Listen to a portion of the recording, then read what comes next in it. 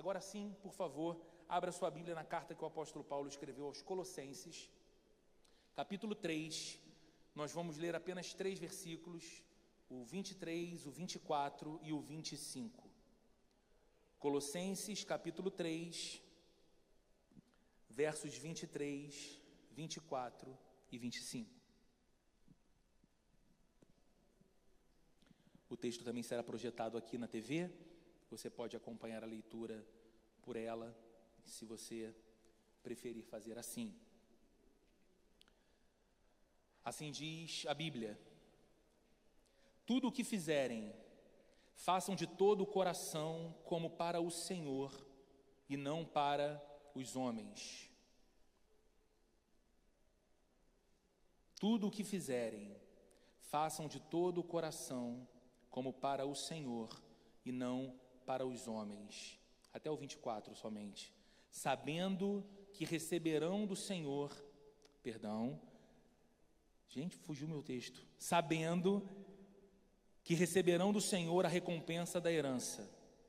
É a Cristo, o Senhor, que vocês estão servindo. Tudo o que fizerem, verso 23, façam de todo o coração, como para o Senhor e não para os homens, sabendo que receberão do Senhor a recompensa da herança. É a Cristo, o Senhor, que vocês estão servindo. Essa é a palavra do nosso Deus. Ao longo das últimas semanas, desde julho até aqui, a gente tem refletido nessa série que nos provoca com uma pergunta que, num primeiro momento, nem parece ser assim uma pergunta tão interessante, né? Essa pergunta aqui: eu, um servo? E eu digo que não parece ser tão interessante porque nós vivemos numa cultura em que não é muito comum encontrar alguém que diga que sonha em servir. Meu sonho é servir. A gente vive numa cultura que nos ensina a sonhar em crescer, sonhamos em conquistar, sonhamos em alcançar o reconhecimento dos outros, mas dificilmente você e eu encontramos alguém que diria que o grande projeto de sua vida é ser um servo. Olha, se tem uma coisa que eu almejo, se tem uma coisa que eu busco, sabe, todos os dias, quando eu levanto, é o meu primeiro pensamento, como objetivo da minha vida, a razão da minha vida é ser um servo, é servir. A gente não costuma ouvir pessoas falando sobre isso, não é? Por isso eu disse que inicialmente essa pergunta parece desinteressante. E talvez por isso mesmo as palavras de Jesus no Evangelho e algumas das palavras que ao longo dessa série nós refletimos aqui na igreja juntos, soem tão desconcertantes. Porque vivendo numa cultura em que ninguém sonha em servir, a gente lida com as palavras de Jesus afirmando que no reino de Deus, o maior é aquele que serve. Vivendo numa cultura em que todo mundo sonha em protagonismo e ser servido, nós temos de lidar com as palavras de Jesus, chamando discípulos para seguirem a Ele e dizendo que nesse caminho eles deveriam negar a si mesmos. Vivendo no tempo em que nós vivemos, em que todos querem ser servidos, mas não servir, a gente precisa lidar com Jesus nos mostrando que a verdadeira vida é encontrada justamente quando a gente deixa de viver apenas para nós mesmos.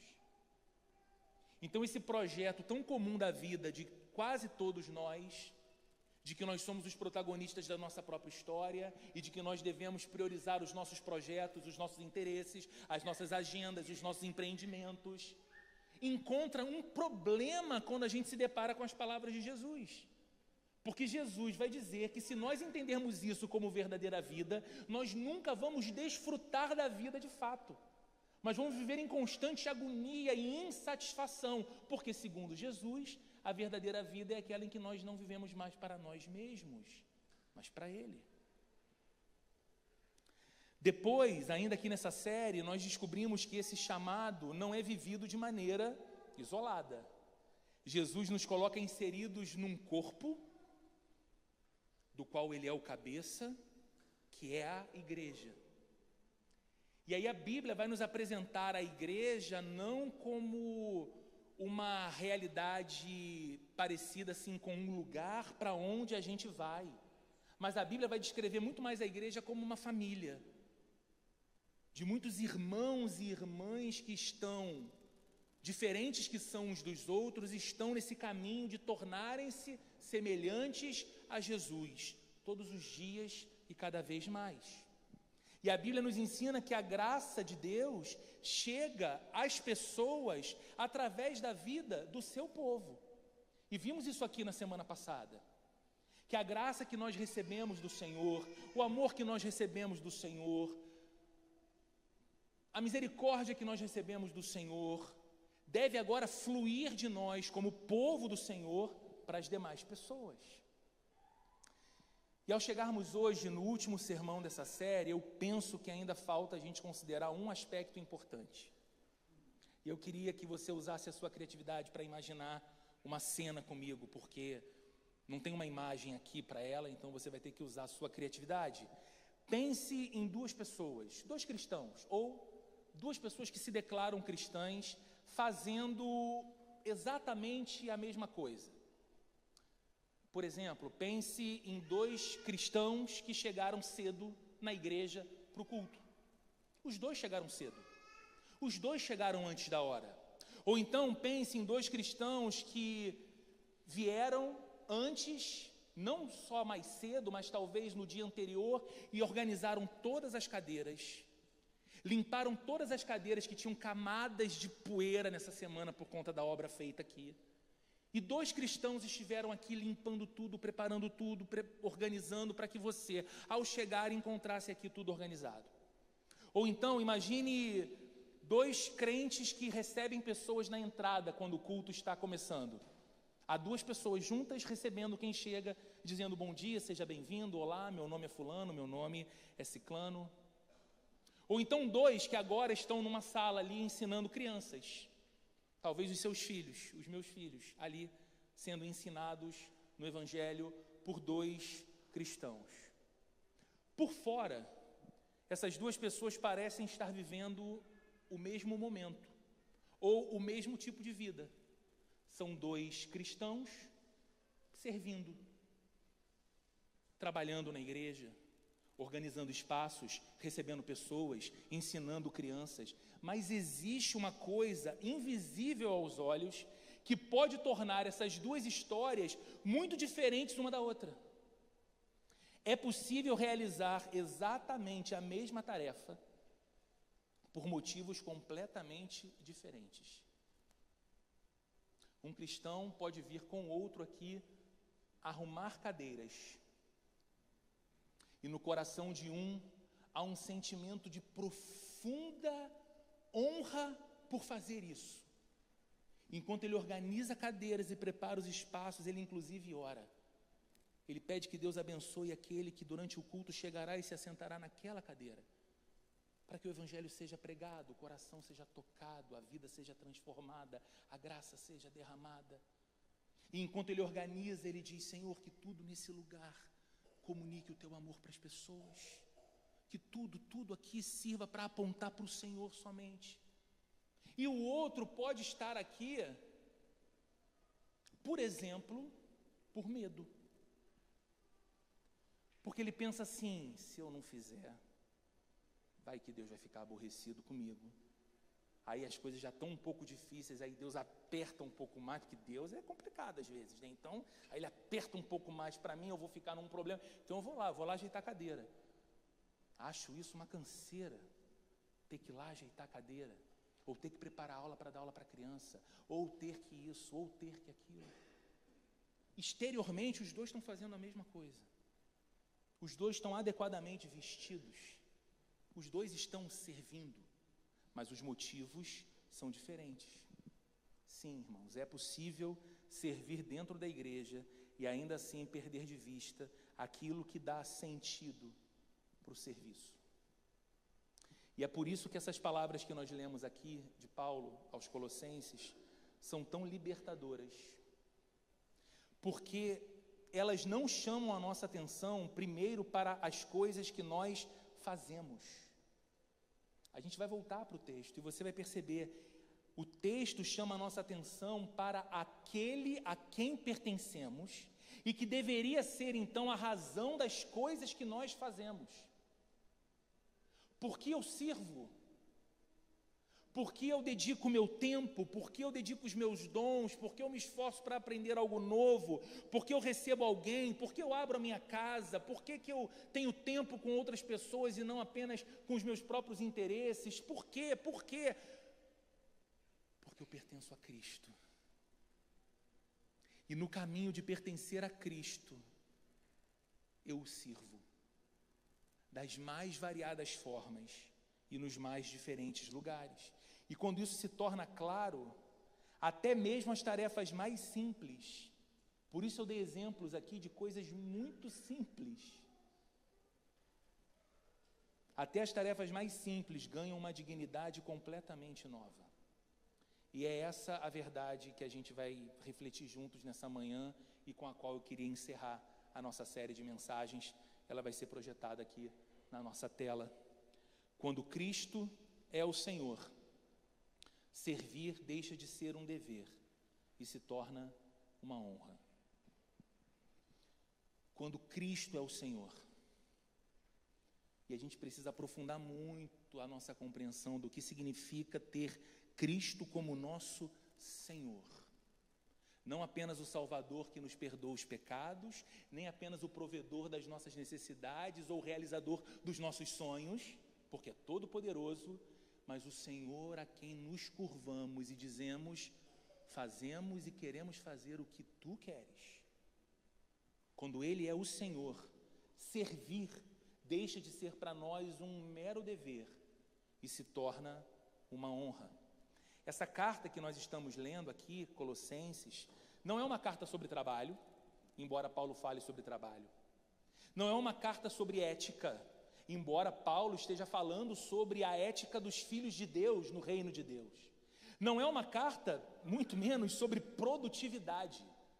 Colossenses, se nós pudéssemos dar um tema para ela, é uma carta sobre a supremacia de Cristo. A supremacia de Jesus Cristo. Desde o primeiro capítulo a gente observa isso. Desde o capítulo 1 de Colossenses nós vemos Paulo fazendo questão de mostrar quem Jesus é. Ele diz no capítulo 1 que Jesus é a imagem do Deus que ninguém vê. Ele é a imagem do Deus invisível. Ele é o primogênito de toda a criação.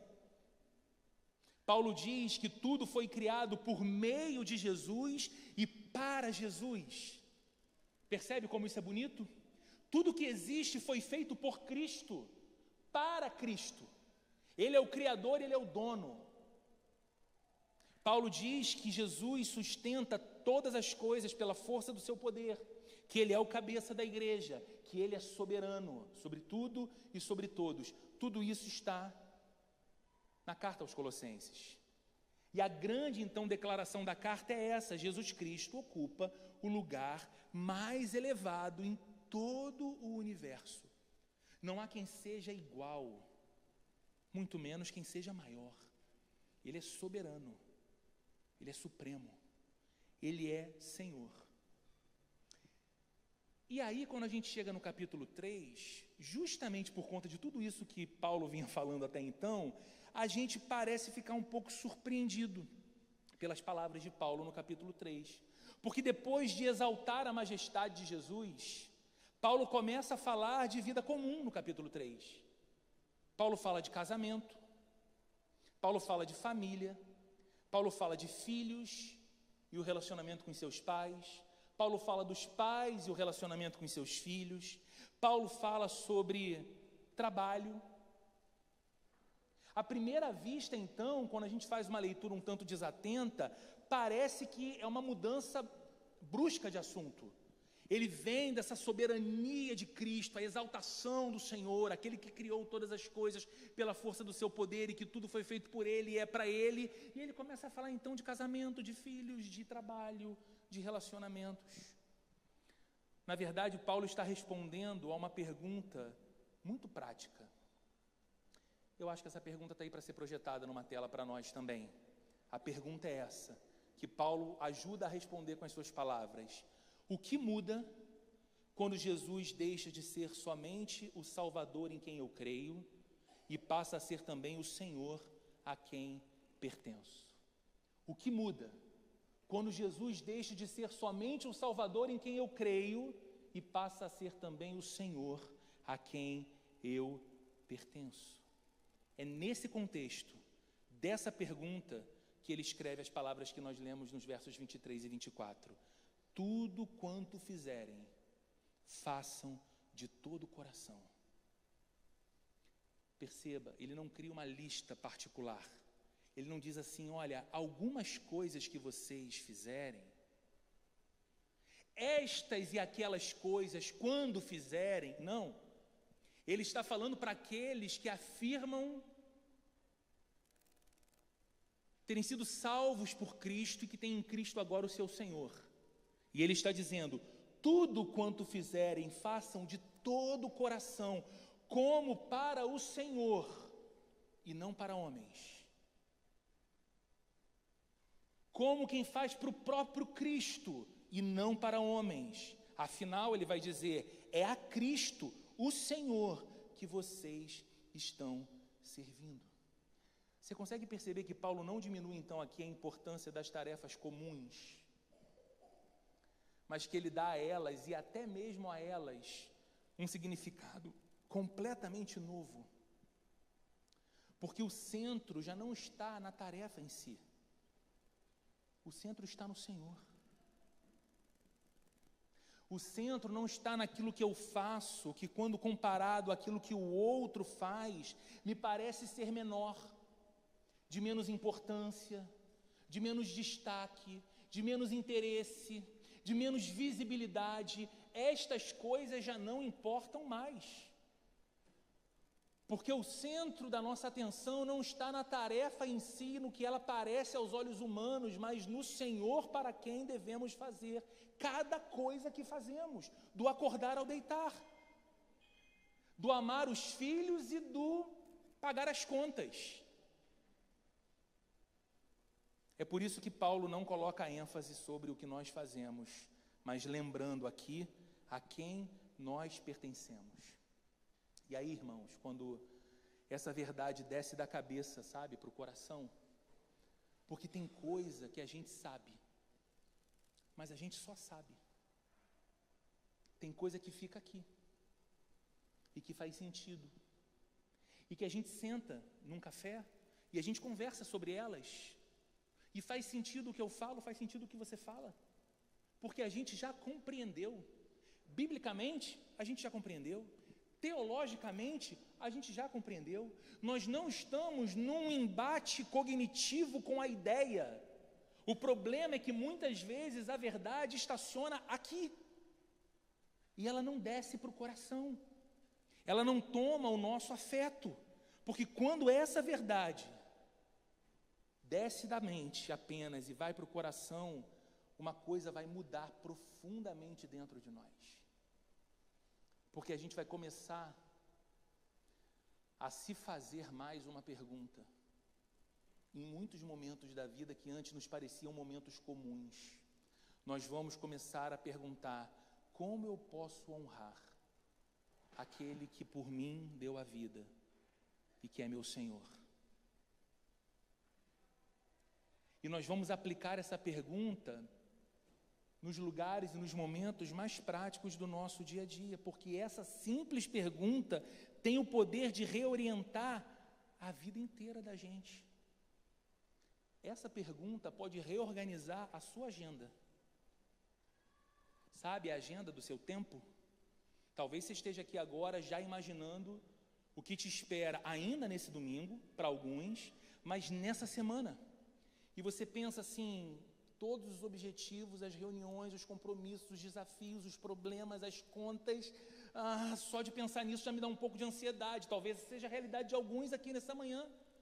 E a gente está pensando então na gestão do tempo, na gestão da nossa agenda. Imagine hoje, primeiro dia da semana, se você tomasse uma decisão, não apenas mental, mas de todo o coração, de fazer uma pergunta: como eu posso honrar aquele que é o meu Senhor e que por mim deu a vida, com o meu tempo e a minha agenda nessa semana?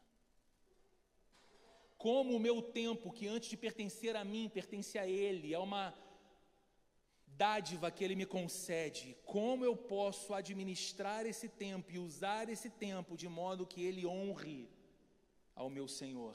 Tudo o que vocês fizerem, façam de todo o coração, como para o Senhor e não para homens, pois é a Cristo, o Senhor, que vocês estão servindo. Essa pergunta reorganiza a maneira como a gente pensa e administra os nossos recursos. Porque aquilo que eu tenho, eu lembro que pertence ao Senhor e que deve estar sempre, continuamente, à disposição do Senhor. E que eu sou aquilo que pouco se fala hoje em dia entre os cristãos, mas é um conceito bíblico lindíssimo. Eu sou um mordomo de Deus, um tipo de administrador das coisas que Deus confiou a mim. Deus confiou uma família a mim, Deus confiou um marido ou uma esposa, Deus confiou filhos, Deus confiou uma vocação profissional, Deus confiou uma área de influência, Deus confiou recursos, Deus confiou um corpo, uma saúde, uma inteligência, recursos. E todas essas coisas não me são próprias, elas são de Deus e Ele confiou a mim. E a pergunta orientadora é: como eu posso honrar com os meus recursos aquele que é o meu Senhor e que deu a vida por mim? Eu vou continuar cuidando do meu trabalho, eu vou continuar administrando a minha casa, eu vou continuar empreendendo, trabalhando, gerindo os meus recursos, mas eu não vou fazer isso como se essas coisas fossem exclusivamente minhas ou como se eu fosse o próprio Deus da minha vida. Eu estou dizendo: Senhor, como isso aqui te honra? Como isso aqui pode te glorificar? Porque qualquer coisa que eu faça, eu devo fazer com todo o coração como para o Senhor e não para homens. Essa pergunta reorganiza os nossos afetos, porque a gente começa a amar aquilo que Jesus ama. A nossa indiferença começa a ser superada. A maneira como nós olhamos para as pessoas se torna uma maneira assim transformada. Porque caminhar com Jesus e fazer essa simples pergunta: como, Senhor, os meus afetos, os meus sentimentos podem honrar ao Senhor, inevitavelmente vai me fazer ouvir de Jesus uma pergunta que me revela o outro, me aponta ao próximo, que a vida não se esgota em mim mesmo, que Deus não está interessado em me tornar um filhinho mimado, cheio de muita graça, muito favor e muito amor e muitas dádivas, de modo que a vida se esgota nessa relação maravilhosa que Deus tem comigo, que sou um privilegiado, e com a minha casa, que é muito abençoada por esse amor de Deus. Mas quando eu começo a desfrutar de tudo isso, eu falo: Deus, isso que é transbordante na minha casa pode ser transbordante para outras pessoas. Isso que é uma bênção aqui nesse lar pode ser uma bênção em outro lar também. Se o meu coração, se o meu tempo, se o meu interesse sincero estiver em ser uma bênção para alguém, talvez eu possa ajudar o casamento daquela pessoa, talvez eu possa ajudá-la nesse momento difícil com seu filho, talvez eu possa ajudá-la numa orientação, já que ela se encontra um pouco perdida quanto aos rumos profissionais, porque de alguma forma o Senhor me deu condições ou experiência para poder influenciar positivamente, servindo ao Senhor, servindo aquela pessoa. É a simples pergunta: como os meus sentimentos e os meus afetos podem honrar aquele que me amou e morreu por mim?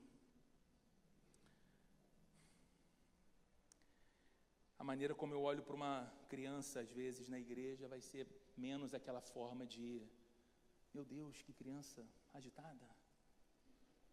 Meu Deus, que criança barulhenta. Sabe como quem olha às vezes para uma criança se incomodando com a presença de uma criança na igreja? Isso deveria nos causar um estranhamento, inclusive, irmãos. O incômodo que às vezes somos capazes de sentir por uma criança ser criança, estando na igreja. Louvado seja Deus que a criança está na igreja, irmãos. Louvado seja Deus que a criança está na igreja. Mas sabe, a gente olha para aquela criança e a gente não vai ver só mais uma criança. A gente vai ver alguém por quem Jesus morreu e alguém por quem Jesus deseja revelar o Evangelho. Vai ter que ter uma linguagem específica. Me bota aqui 5 horas falando. Não sei se você aguenta me ouvir, mas eu aguento falar. Me pede para falar 15 minutos para a turminha ali de 3, 4, 5 anos de idade. Eu não consigo. É um negócio completamente doido para mim. Falei, Deus, como é que eles vão prestar atenção? E às vezes eu vejo algumas pessoas que Deus qualificou. E é incrível. A pessoa chega perto da criança. Ela fala uma coisinha, a criança já se abre, já considera. O coração está aberto. A capacidade de influenciar uma vida tão pequenininha com o Evangelho do Senhor é tão bonita e tão grande, irmãos. Mas a gente só olha assim para uma criança quando a gente está perguntando, Senhor, de que maneira eu consigo te honrar? É por isso, irmãos, que o servir, ele nunca começa numa escala. Os ministérios têm uma escala para se organizar, precisa. Mas servir não começa em escala. Servir não tem a ver com o ministério da igreja com o qual eu estou ligado. Servir nunca deve começar entre nós, porque a igreja precisa. A igreja está precisando, então eu acho que eu vou. Servir começa quando Jesus passa a ocupar o lugar de Senhor na nossa vida. Ele é o Senhor, não sou eu. Eu gosto desse negócio de achar que eu sou Senhor das coisas, mas eu não sou o Senhor, Ele é o Senhor. Eu sou seu servo. Então, Senhor, eis aqui o teu servo, como eu posso te servir? Às vezes, o meu melhor servir ao Senhor não estará no púlpito num domingo de manhã pregando, mas sentado com alguém, ouvindo aquela pessoa abrir seu coração e podendo, pela misericórdia de Deus, ser um instrumento da graça de Jesus na vida de alguém, de modo que ela seja consolada, fortalecida, reorientada a sua fé. Ninguém viu, ninguém sabe. Isso não é instagramável, mas é a forma como o Senhor usa o seu povo para estender a sua bênção aos outros. Quando isso acontece, algo novo nasce dentro de nós, porque a gente passa a desejar que toda a nossa vida seja útil nas mãos de Deus. Útil. É exatamente por isso que durante essas semanas aqui, várias vezes você que acompanhou a série, me ouviu falar sobre Plena Kids, ou sobre a Conexão, ou sobre o Vértice, nosso grupo de adolescentes, ou sobre pequenos grupos, sobre reunião dos homens, das mulheres, casais. Não porque esses ministérios são o centro da nossa igreja. O centro continua sendo Jesus, apenas Jesus. Mas porque esses são alguns dos lugares onde o senhorio de Cristo deixa de ser apenas uma convicção e se torna uma prática. Sabe, essa coisa que a gente fala assim, não, Jesus é o Senhor, claro, Jesus é o Senhor. Mas onde é que está isso na prática da nossa vida? Eu só gasto o meu tempo comigo, eu só gasto o meu dinheiro comigo, eu só gasto a minha inteligência para o meu próprio benefício. Onde está o senhorio de Cristo? Então, quando eu olho para a igreja a qual Deus me incluiu, e eu vejo na igreja oportunidades do servir ao Senhor, servir que diretamente vão abençoar pessoas, eu me coloco disponível a Deus. Depois de tantas semanas aqui ouvindo sobre serviço, a pergunta no seu coração não deveria ser: será que a igreja precisa de mim? Porque essa nunca foi a questão principal. A nossa pergunta precisa ser outra. Se Jesus é realmente o Senhor da minha vida, existe alguma área dela que ainda permanece indisponível para Ele? se Jesus é realmente o Senhor da minha vida. Existe alguma área da minha vida que eu estou deixando indisponível para Ele? Em que eu digo, Jesus, Tu és o meu Senhor, mas aqui não. Aqui não mexe não.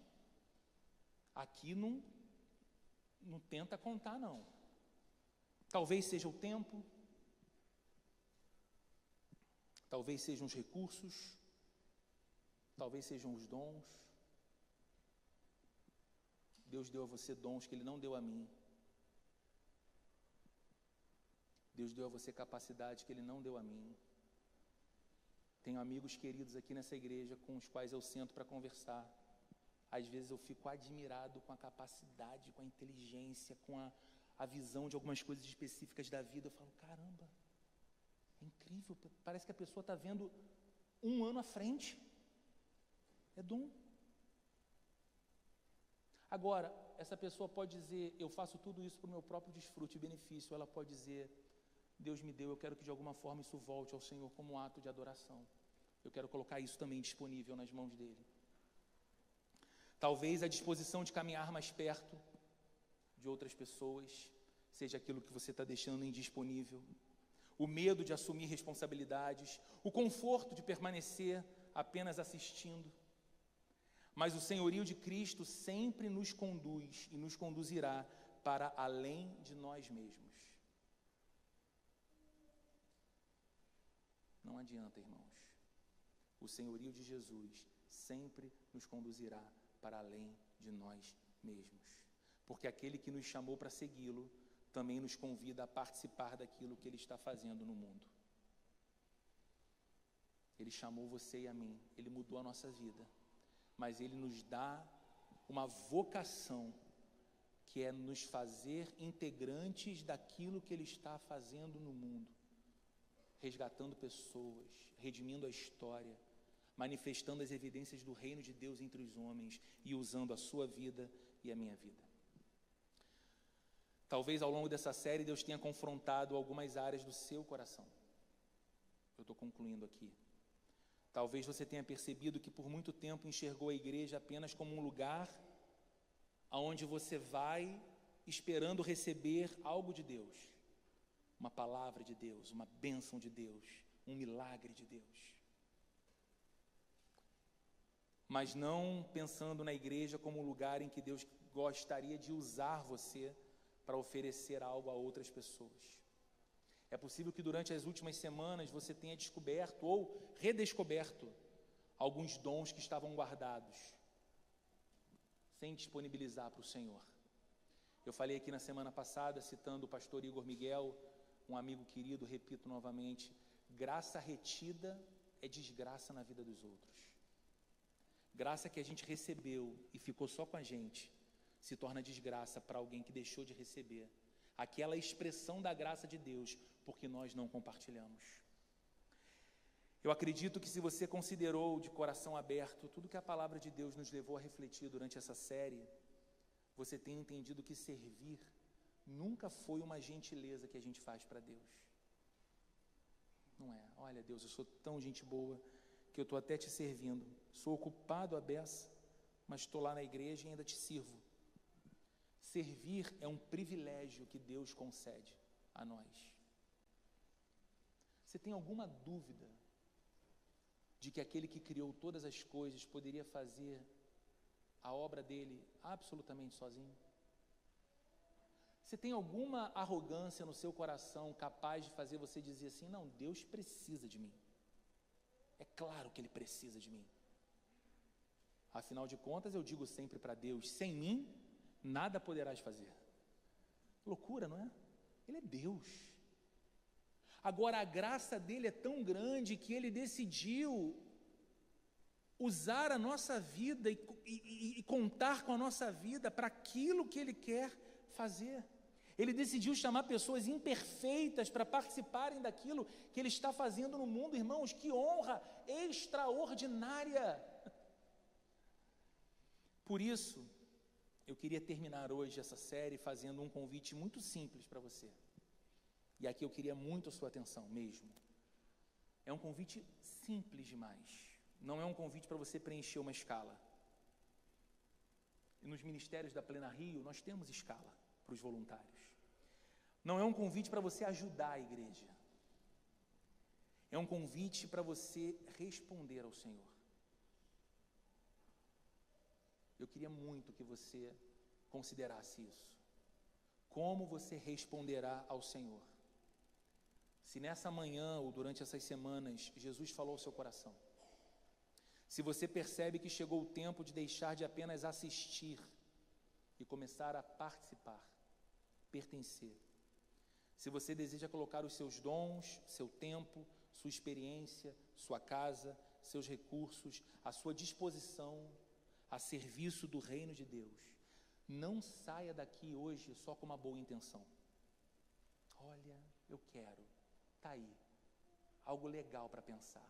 Não saia daqui só com uma boa intenção.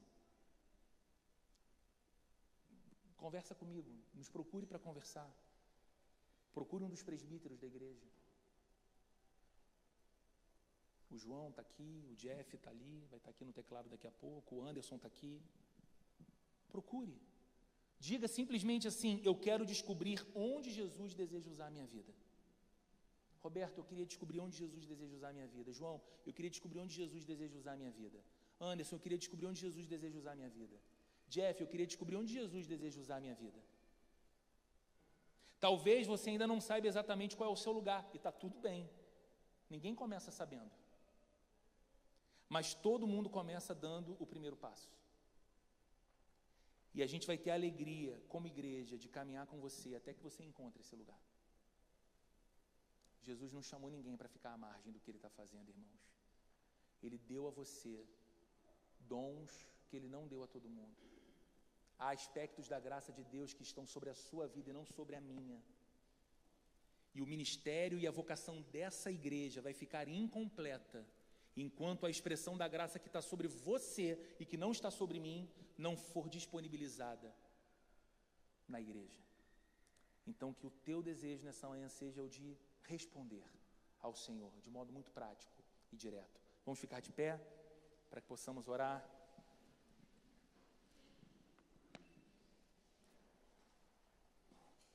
Nós vamos encerrar também cantando uma música que eu penso que faz muito sentido com tudo aquilo que nós refletimos ao longo dessas semanas durante essa série. E eu peço que você faça dela uma oração, porque ela é uma expressão não individual, mas comunitária. Ela diz: somos teu povo, a tua igreja, a tua luz brilha sobre nós, um mesmo corpo, que tem apenas um Senhor e Rei. Faça a tua vontade através de nós, Senhor, que o teu reino venha. Faça a tua vontade, Senhor, através de nós, Senhor.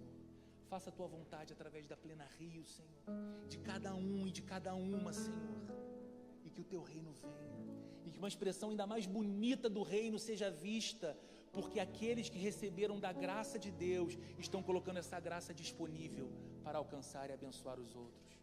Vamos cantar e fazer dessa música a nossa oração nesse momento.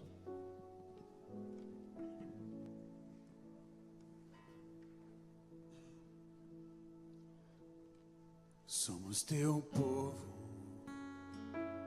a tua igreja, tua luz brilha sobre nós, o mesmo corpo, um só Espírito, um Senhor e Rei. Faça a tua vontade através de nós, que o teu reino venha, que o teu reino venha. Faça a tua vontade através de nós, que o teu reino venha, que o teu reino venha. Tu és a luz que brilha sobre a escuridão, tu és a paz que acalma todo coração, és o pão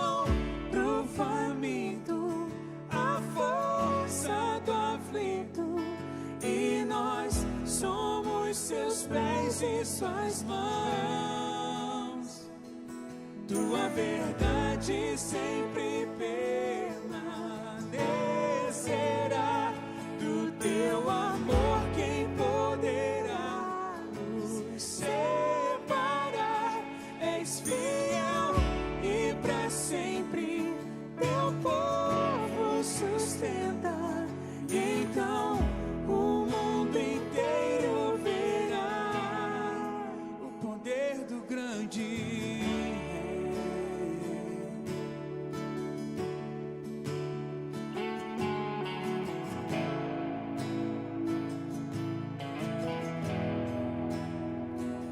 Somos teu povo, a sua igreja.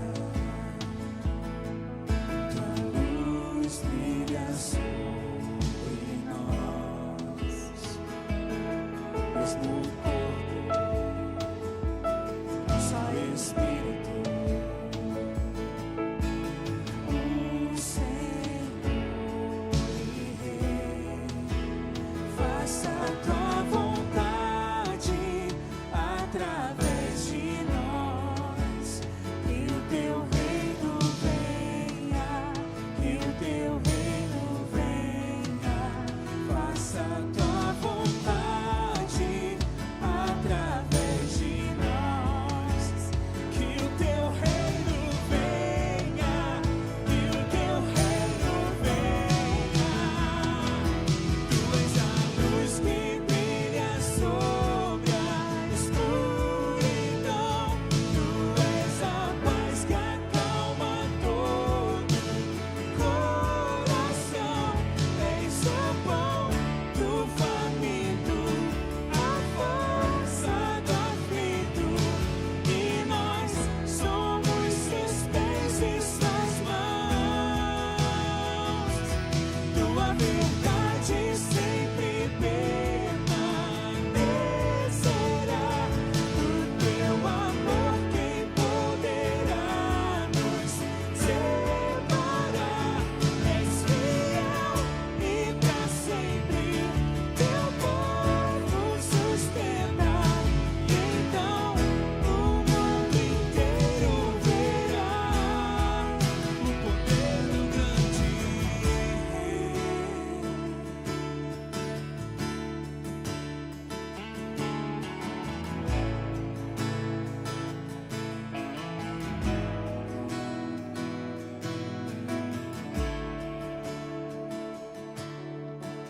Vamos cantar justiça e paz nessa manhã.